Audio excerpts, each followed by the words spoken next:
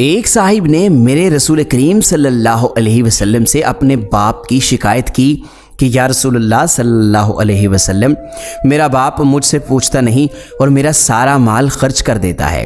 میرے نبی کریم صلی اللہ علیہ وسلم نے فرمایا، بلاؤ ان کے والد کو۔ جب ان کے والد کو پتہ چلا کہ میرے بیٹے نے رسول کریم صلی اللہ علیہ وسلم سے میری شکایت کی ہے تو دل میں رنجیدہ ہوئے اور میرے رسول کریم صلی اللہ علیہ وسلم کی خدمت میں حاضری کے لیے چلے۔ چونکہ عرب کی گھٹی میں شاعری تھی تو راستے میں کچھ اشعار ذہن میں ہوا کے جھونکے کی طرح آئے اور چلے گئے۔ ادھر بارگاہ رسالت مآب جناب محمد صلی اللہ علیہ وسلم میں پہنچنے سے پہلے حضرت جبرائیل علیہ السلام آپ صلی اللہ علیہ وسلم کی خدمت میں حاضر ہوئے اور فرمایا کہ اللہ سبحانہ و تعالیٰ نے فرمایا ہے کہ ان کا کیس بعد میں سنیے گا، پہلے وہ اشعار سنیں جو وہ سوچتے ہوئے آ رہے تھے۔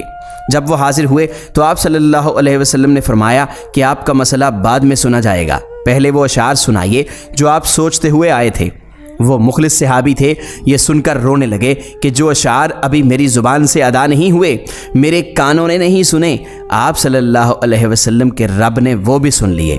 آپ صلی اللہ علیہ وسلم نے فرمایا کہ وہ کیا اشعار تھے، ہمیں بھی سنائیں۔ ان صحابی نے جو اشعار پڑھنا شروع کیے، وہ حقیر فقیر آپ کو ان کا ترجمہ بتاتا ہے کہ اے میرے بیٹے، جس دن سے تو پیدا ہوا ہے ہماری کمبختی کے دن تبھی سے شروع ہو گئے تھے۔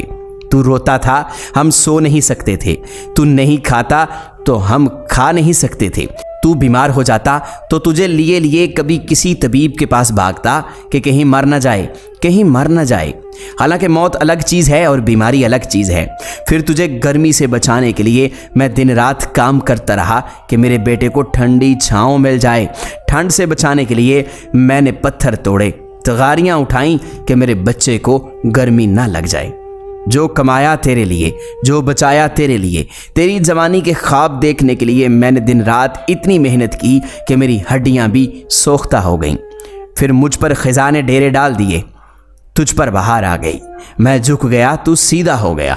اب مجھے امید ہوئی کہ اب تو ہرا بھرا ہو گیا ہے، چل اب زندگی کی آخری سانسیں تیری چھاؤں میں بیٹھ کر گزاروں گا۔ مگر یہ کیا کہ جوانی آتے ہی تیرے تیور بدل گئے، تیری آنکھیں ماتھے پہ چڑھ گئیں۔ تو ایسے بات کرتا کہ میرا سینہ پھاڑ کر رکھ دیتا ہے۔ تو نے میری 30 سالہ محنت کو جھٹلا دیا کہ میں تیرا باپ نہیں نوکر ہوں، نوکر سمجھ کر بھی کوئی ایک وقت کی روٹی تو دے دیتا ہے۔ محترم ناظرین، ہماری یہ موٹیویشنل سٹوری آپ کو کیسی لگی؟